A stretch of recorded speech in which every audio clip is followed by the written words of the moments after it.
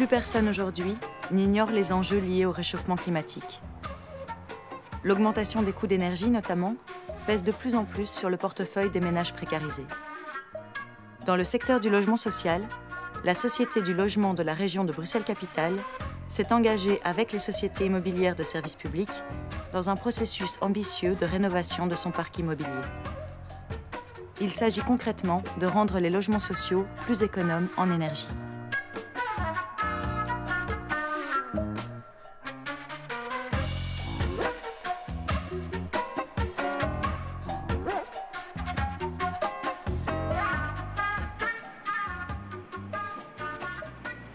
La SLRB se veut le promoteur du logement social et public en région de Bruxelles-Capitale, mais ça signifie aujourd'hui des logements passifs et des logements basse énergie, au bénéfice du climat, au bénéfice de la population, qui sont des gens souvent très démunis. Alors, quelques chiffres pour situer l'environnement.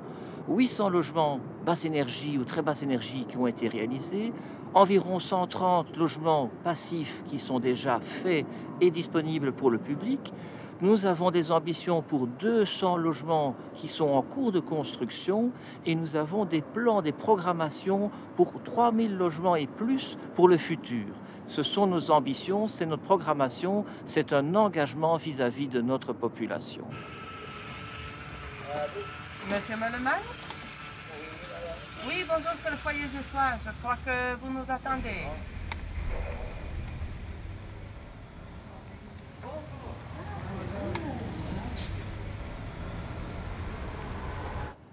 Ben écoutez, je suis ici depuis 4 ans.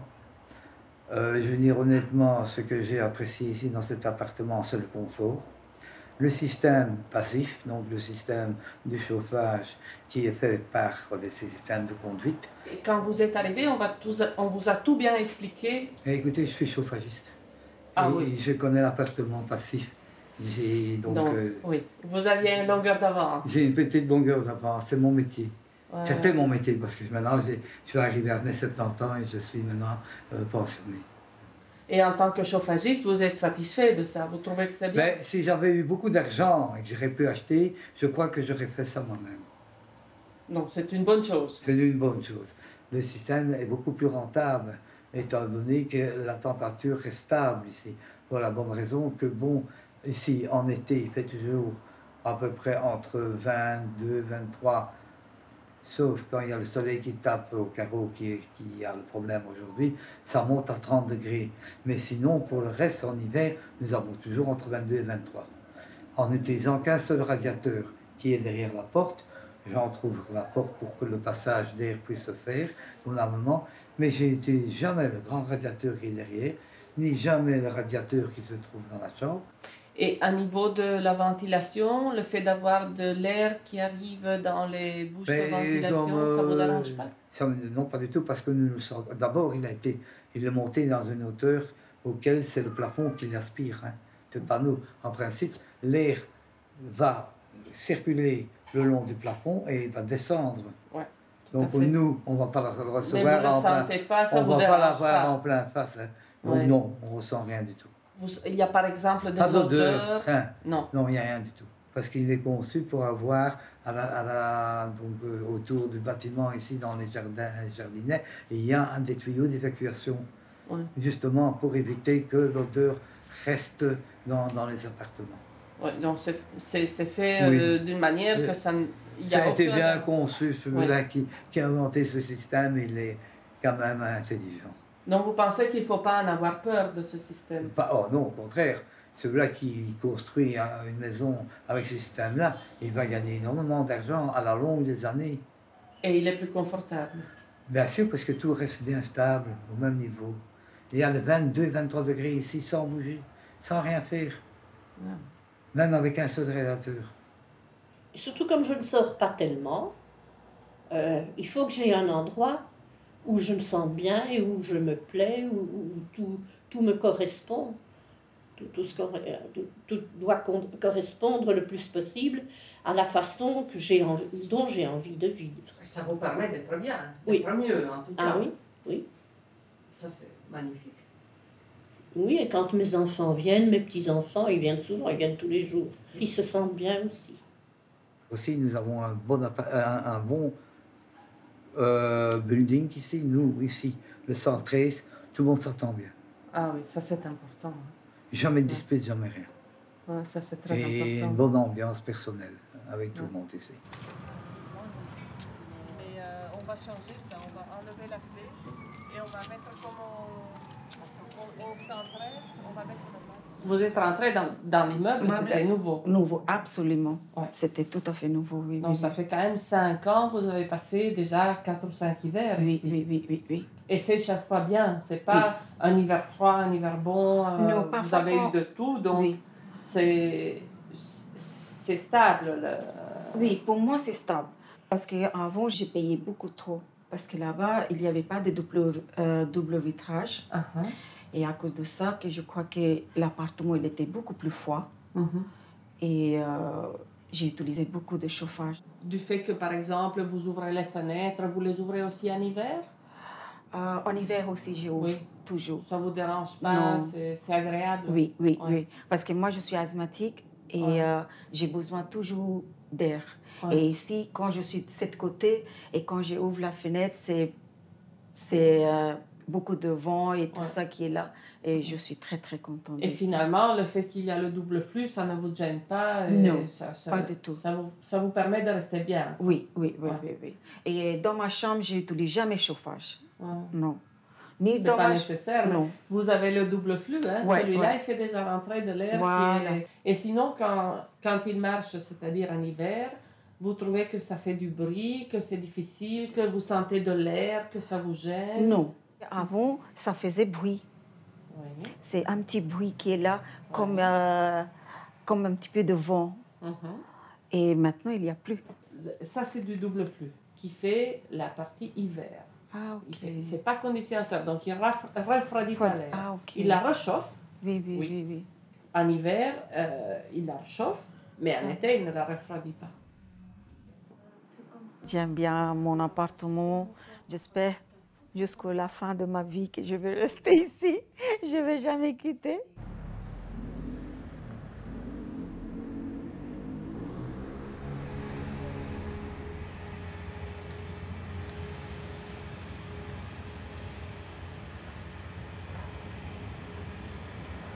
Le but du double flux, c'est fait pour éviter que l'air pollué qui vient de l'intérieur des appartements et l'air propre qui vient de l'extérieur se mélangent. Donc, par ici, on prend de l'air propre, on l'embarque à l'intérieur de cette machine, on la fait passer à l'intérieur de la machine où il y a un autre tuyau qui ramène l'air chaud. Ce tuyau-ci ramène de l'air chaud qui vient des appartements, qui est pollué, qui passe dans la machine, qui laisse de la chaleur. La chaleur passe à l'air fraîche qui rentre de l'extérieur dans l'autre tuyau. Donc les airs passent à côté, ils cèdent de la chaleur, mais ils ne se touchent pas, ils ne se polluent pas. Alors l'air pollué ressort par là derrière, par l'autre tuyau. Et l'air propre rentre, elle se préchauffe, elle passe par là et repart dans les appartements. Donc, tout ça, ça permet d'éviter de gaspiller toute la chaleur de l'air qui sort pour ventiler l'appartement et la récupérer avec l'air qui est réinjecté, de l'air propre qui vient de l'extérieur mais qui est préchauffé.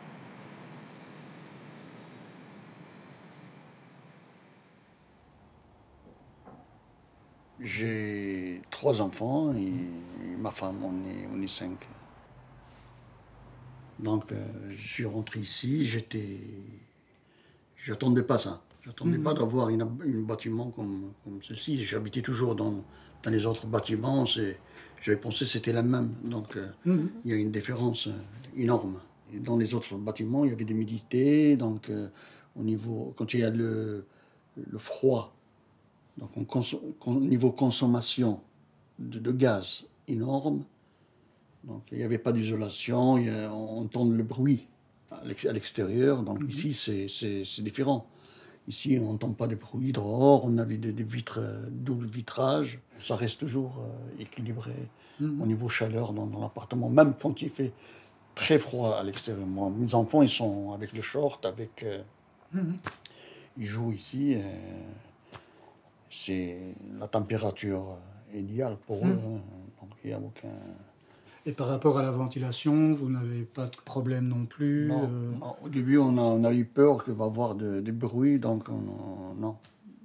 Oui, on a pris l'habitude avec, donc maintenant, au début, on avait pensé qu'il va y avoir les sifflets, mais maintenant, non. Et vous ne sentez pas de courant d'air, rien du pas tout. d'odeur? Rien du tout, non. Tout ça change, même quand on ferme la maison, on s'en va pour travailler. Quand je reviens, la maison, il n'y a pas d'odeur dans la maison. Même au niveau électricité, j'ai été remboursé. Remboursé beaucoup. Mais j'avais payé un peu plus cher chaque mois sur la facture au niveau 90 € par mois. Donc maintenant, je paye 50 € par mois. Donc j'étais remboursé l'année dernière. Donc j'ai baissé un peu le niveau. On va voir cette année comment ça va se passer. Mais je ne pense pas. Au niveau ça, on n'a aucun problème pour ça. Depuis 2 ans que j'habite, ça fonctionne bien. Tant mieux. J'espère que ça restera pour l'éternité, cette maison comme ça. Pour les autres locataires qui viennent, que je pars, si un jour je m'en vais, qu'il y aura les autres locataires qui sont là, qui sont contents aussi, ainsi de suite. Nous sommes ici sur la toiture du bâtiment de la rue des Deux Tours à Saint-Josse, où nous avons un mix de panneaux solaires. D'un côté, des panneaux thermiques qui servent au préchauffage de l'eau chaude sanitaire. Donc, le fluide caloporteur qui passe dans les panneaux est chauffé par le soleil, transite par les tuyaux qu'on voit ici juste sur la toiture et arrive dans le local technique qui est sous nos pieds. Et le fluide caloporteur préchauffe l'eau chaude sanitaire dans les ballons de réserve. De l'autre côté, nous avons des panneaux photovoltaïques qui, eux, donc, produisent de l'électricité au départ de l'énergie solaire. Et donc ces panneaux servent à alimenter le groupe de ventilation double flux qui est situé sur la toiture terrasse inférieure.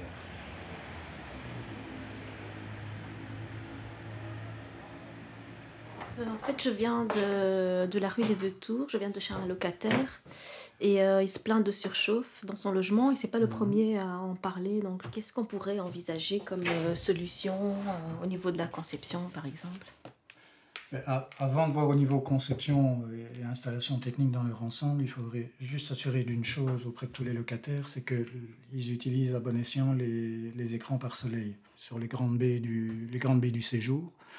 Parce que s'ils ne baissent pas le pare-soleil quand le soleil donne en plein sur cette baie-là, forcément la surchauffe elle est totalement inévitable. Juste vérifier ça, être sûr que chaque locataire le fait. Est-ce que quelque chose d'autre aurait provoqué cette surchauffe? Par exemple, le fait que c'est quand même un logement hyper isolé. Est-ce qu'on a trop isolé? Pour moi, l'isolation n'intervient pas dans le problème de surchauffe. C'est juste que l'isolation, à un moment, tu arrives à une limite économique. Je dis, à partir du moment où tu arrives à une certaine épaisseur d'isolation, ça ne sert quasi à rien de rajouter des centimètres en plus, parce que finalement, ça va te coûter très cher pour un gain de température tout à fait minime. Par rapport à l'isolation, est-ce que c'est pas beaucoup trop isolé? On ne pourrait pas se poser... Non, je ne crois pas. Maintenant, selon moi, c'est vraiment ce cumul chauffage d'appoint, batterie de chauffe sur la ventilation. Je crois que ce soit l'un ou l'autre, peu importe, mais je crois qu'un seul système suffit. À la limite, la batterie de chauffe pourrait suffire. La seule chose que je me dis, c'est qu'à ce moment-là, le locataire n'a vraiment plus aucun moyen d'action. Donc il arrive, il peut plus agir sur rien. S'il n'a plus de radiateur. Oui, c'est ça. S'il a quand même des radiateurs et un thermostat, il peut se dire, voilà, je suis maître dans mon logement et d'avoir juste un petit système de chauffage d'appoint à côté pour donner le petit coup de chauffage en plus quand il fait vraiment très froid dehors. Il me semble que ce serait la meilleure solution pour tout le monde. Avant, il y avait ici un immeuble qui appartenait également aux logements sociaux. Les logements n'étaient plus conformes au code du logement actuel parce que voilà, ils avaient été construits dans les années 70. En fait, l'enveloppe, c'est tout ce qui fait la toiture, tout ce qui fait les murs et les châssis qui font la peau du bâtiment en fait. Tout ça doit correspondre à toute une série de calculs qui doivent répondre à des exigences actuelles liées aux performances énergétiques des bâtiments. Et donc, c'est avec ces calculs qu'on choisit le type d'isolation pour atteindre un certain coefficient thermique.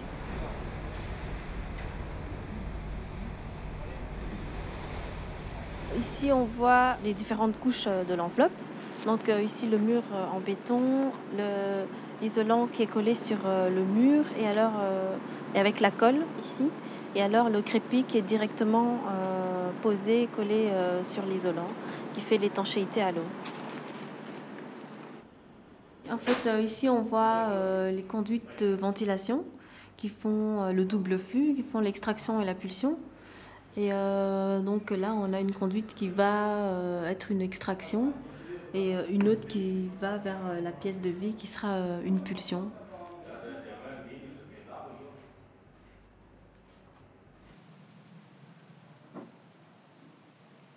Je suis arrivée à Karova en 2013.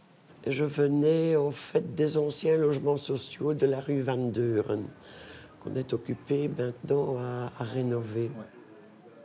Ouais. Il y avait un immense jardin aussi, mais l'intérieur était sombre, donc je préfère beaucoup mieux ici. Qu'est-ce que tu trouves de différent par rapport aux anciens logements?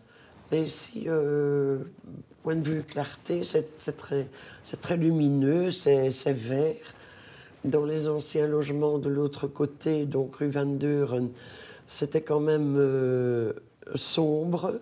Parfois, il fallait allumer pendant la journée tellement qu'il faisait sombre.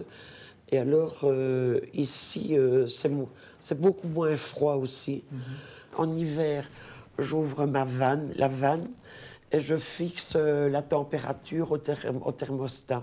À la vanne, j'y bouge jamais. Ouais. Donc en hiver, je mets la température sur 23 et j'attends qu'il y ait 23 degrés. Dans cet appartement-ci, je paye la moitié de ce que je payais avant à la rue Van Deuren, tout en ayant beaucoup plus de confort. C'est beaucoup plus économique ici, et aussi du fait que l'eau du WC est alimentée par l'eau de pluie. Et quand il n'y a plus assez d'eau de pluie, Vivacois reprend le montant des eaux qu'on a consommées. On a parlé de vanne thermostatique tout à l'heure, de thermostat d'ambiance, il y a de la ventilation. Tu as reçu un mot d'explication. Est-ce qu'on t'a expliqué tout ça? Parce que oui, le surveillant Zéguir a expliqué.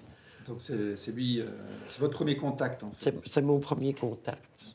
Si j'ai un problème, je téléphone à Zéguir ou je lui envoie un SMS et pratiquement directement. Bon, il me répond directement. S'il a la possibilité de venir parce que bon, il est peut-être occupé à faire quelque chose de plus important que moi je me demande. Et alors, quand il sait venir, il se déplace. Il vient de bon cœur. À la limite, moi, je te conseille, c'est là, de le remettre là. Je suis vraiment très bien ici, avec le beau jardin, c'est bien clair. Les surveillants sont sympathiques, ils apportent un soutien. Donc contente, quoi. Oui.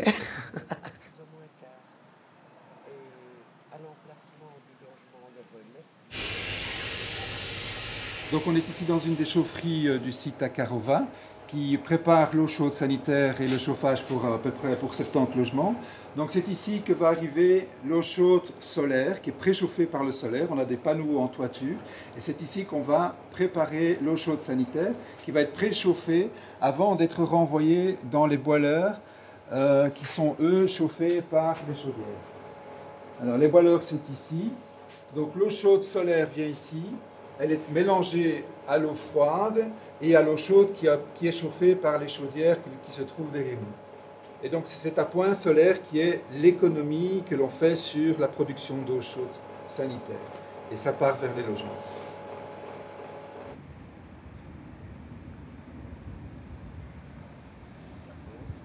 Les logements publics doivent être à la base, doivent être le cœur même d'une réflexion sur l'ensemble de la ville. Alors, ville durable veut dire énergie, mais aussi tout ce qui accompagne au niveau communication, au niveau travail avec les personnes, avec ce sentiment d'appartenance vis-à-vis du logement et de s'approprier une ville qui se veut la plus belle et la plus réceptive par rapport à tout ce que nous souhaitons, à savoir défendre quelque part la démocratie et le bien vivre en région de Bruxelles-Capitale.